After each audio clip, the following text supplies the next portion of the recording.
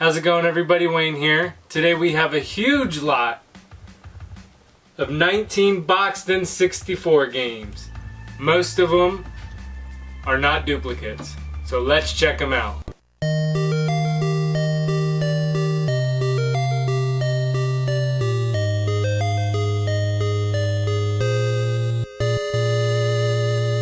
Alright, first order of business, we have some fans of the counter. Everybody wants the counter to come back, so right now let's bring back the counter. We're at $2,904. That's after selling off some duplicates and after adding the last games to the collection.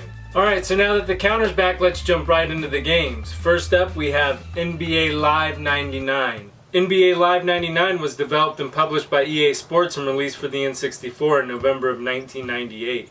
For a basketball game, it's not too bad. The graphics are not too great, and it can be choppy at times, but the controls are solid and you can easily see your character. The game uses official NBA players and team names, but the players are from the 97 and 98 season roster due to a lockout the NBA had in 98 and 99. And NBA Live 99 is game number 46 for the collection. Next up, NBA Live 2000. NBA Live 2000 was also developed and published by EA Sports and released for the N64 in October of 1999. A step up from NBA Live 99, the graphics and gameplay were improved on. This game also included Michael Jordan and other players from the past, allowing you to play as some of the greatest players in history. And NBA Live 2000 is game number 47 for the collection. Next up, we have our first football game, NFL Blitz. You know we had to get to the sports games sometime. NFL Blitz was developed and published by Midway Games and released for the N64 in 1997. NFL Blitz changed the rules from a standard football game. For example, it takes you 30 yards to make a first down, and instead of a normal tackle, you would wrestle the player and throw him halfway across the field. The game is like Wayne Gretzky's 3D hockey, only football, because it's unrealistic, but it's fun for a sports game. And NFL Blitz is game number 48 for the Complete in Box N64 library. Next up we have a car game, GT64. GT64 was published by Ocean and released for the N64 in 1998. GT64 featured cars from the 1997 Japan Grand Touring Car Championship. The controls in this game are difficult to master. You'll find your car automatically drifting and you'll often oversteer as a result. The graphics are also bad and there is a lot of fog in the game.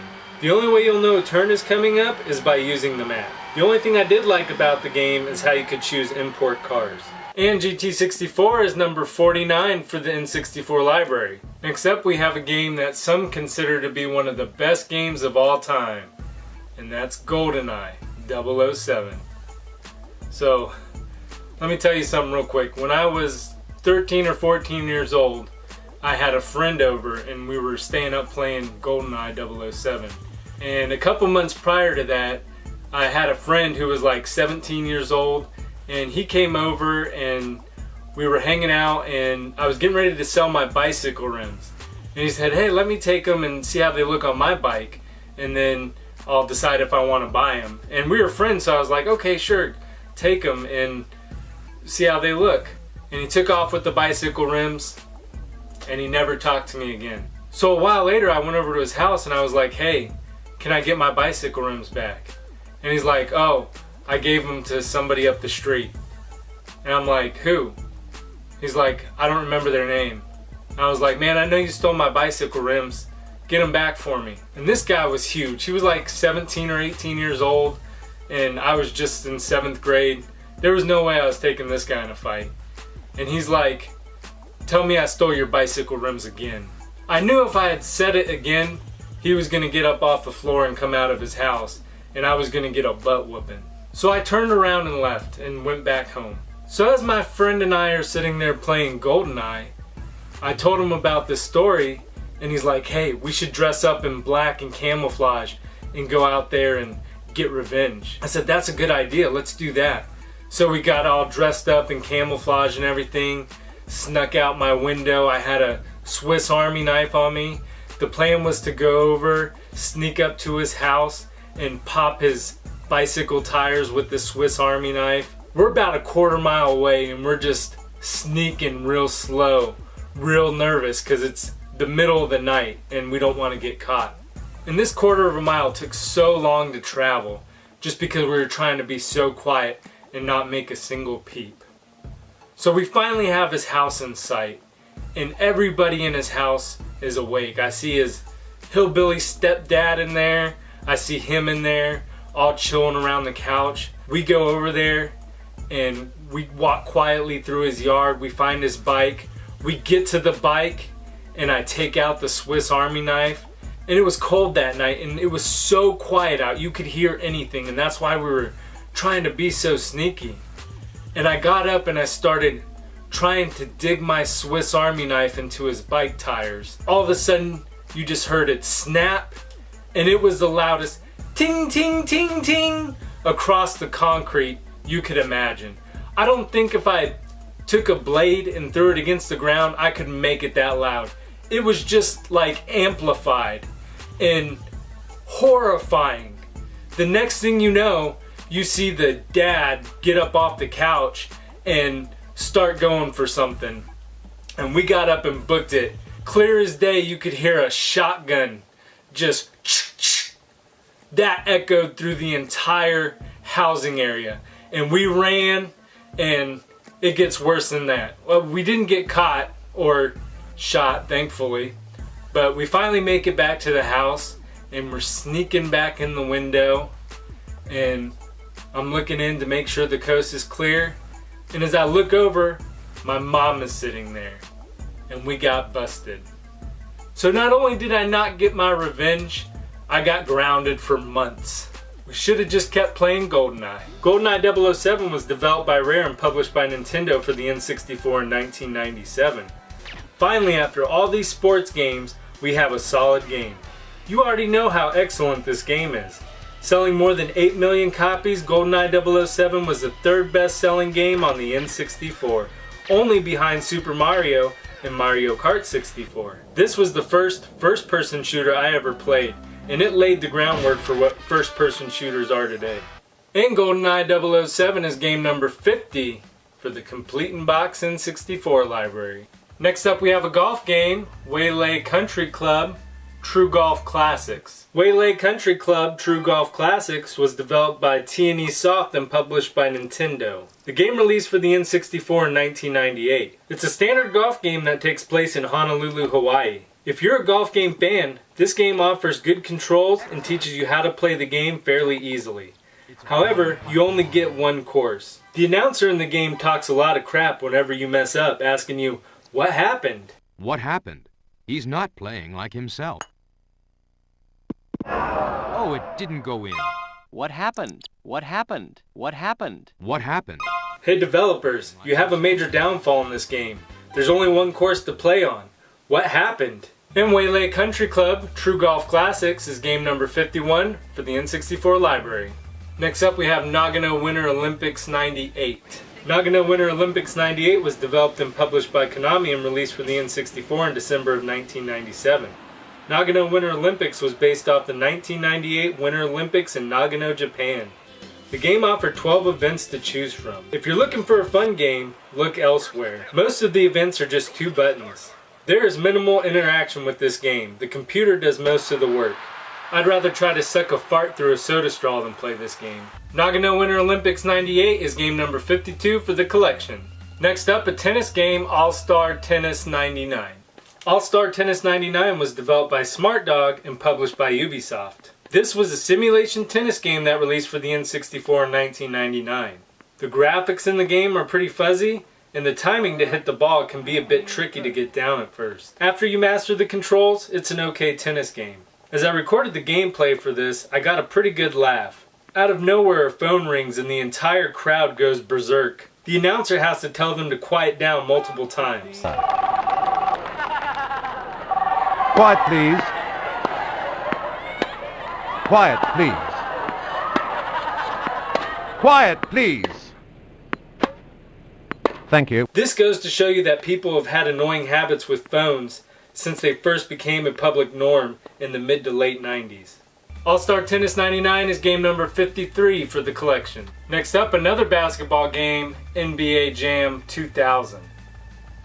Guys, I know, it's not the last sports game either. Just remember, I'm the one who had to record all the gameplay. NBA Jam 2000 was developed and published by Acclaim and released for the N64 in 1999. This basketball game was a simulation game allowing for 5-on-5 player basketball, and it was also an arcade basketball game allowing arcade-style 2 versus 2 player, all packed into one cartridge. The controls are responsive and the graphics are average. The 2 versus 2 player feels a lot like NFL Blitz, only basketball. And NBA Jam 2000 is game number 54 for the N64 library. Next up, Major League Baseball featuring Ken Griffey Jr. Major League Baseball featuring Ken Griffey Jr. was developed by Angel Studios and published by Nintendo. It released on the N64 in May of 1998. This is the second baseball game in the collection. The first was bottom of the ninth. The graphics in this game are awful, and the batting experience is subpar. You have to chase a tiny box around that disappears, all while watching the ball and knowing when to swing. The only thing I personally found fun with this game is the outfielder experience. It was far more interactive than bottom of the ninth, allowing you to chase the ball yourself rather than the computer doing all the work. In Major League Baseball featuring Ken Griffey Jr. is game number 55 for the collection. Next up we have the sequel, Ken Griffey Jr.'s Slugfest. Ken Griffey Jr.'s Slugfest was also developed by Angel Studios and published by Nintendo. Ken Griffey Jr. Slugfest was released for the N64 in 1999. The graphics improved dramatically in this game, and they kept and improved on the outfielder experience that I enjoyed in the first game. Unfortunately, they kept the hard to get used to batting experience, although they improved on that as well. Hopefully we come across the baseball game that has the batting style of bottom of the ninth with the field experience from Ken Griffey Jr. Slugfest. That might be a baseball game on the system that I'd enjoy. With a million more baseball games to go on the N64, I'm sure one has the total package. And Ken Griffey Jr. Slugfest is game number 56 for the Complete in Box library. Next up, a fishing game, Bass Hunter 64. Bass Hunter 64 was developed by Gearhead Entertainment and published by Take-Two Interactive. It was released for the N64 in North America in June of 1999. Bass Hunter 64 is a pretty disappointing fishing game. You can choose from 2 modes when starting the game: Fish for Fun or Tournament Mode. You need to play Tournament Mode to unlock lakes and gear, so just turning on the game and fishing for fun will send you on your way with minimal lures and gear. You'll miss a lot of fish, and if you do hook into a keeper, good luck reeling it in. I adjusted the drag and the way I reeled the fish in, with results being the same. I either lost the fish or got a broken line. I managed to only reel in a couple fish after 30 minutes of gameplay. The most fun you'll have in this game is driving the boat around. Bass Hunter 64 is game number 57 for the collection. Next up we have another car game, NASCAR 99. NASCAR 99 was developed and published by EA Sports and released for the N64 in 1998. NASCAR 99 is a NASCAR simulation game. It features actual names and cars from NASCAR. The graphics are good and it's pretty much what you'd expect for a NASCAR game on the N64. If you're not a fan of NASCAR, you won't be a fan of this game.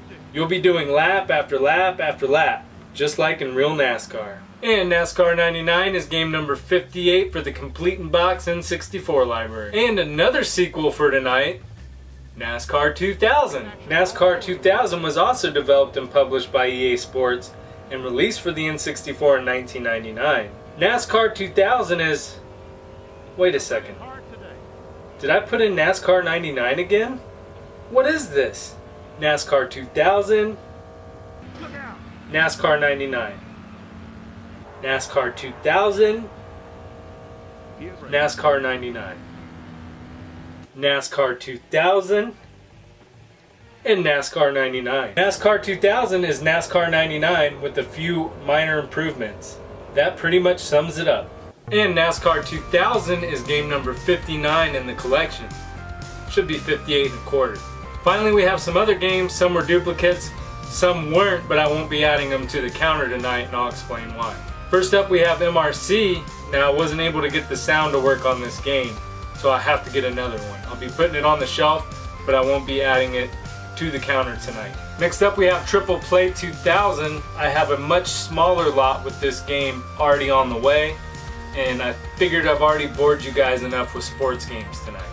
Madden 99, I also have in another lot that's on the way. NBA Showtime, NBA on NBC, is a duplicate, and Wipeout 64 is a duplicate. This lot of 19 games cost me $105 shipped. And at $105 shipped, that brings our total up to $3,009. Let's get these games on the shelf.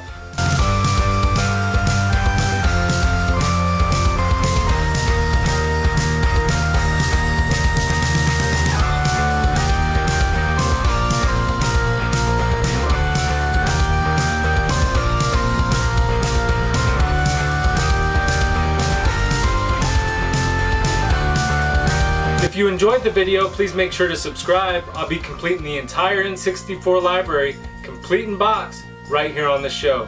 Also make sure to leave a thumbs up for GoldenEye 007. Until next time, I'm Wayne, and thanks for watching.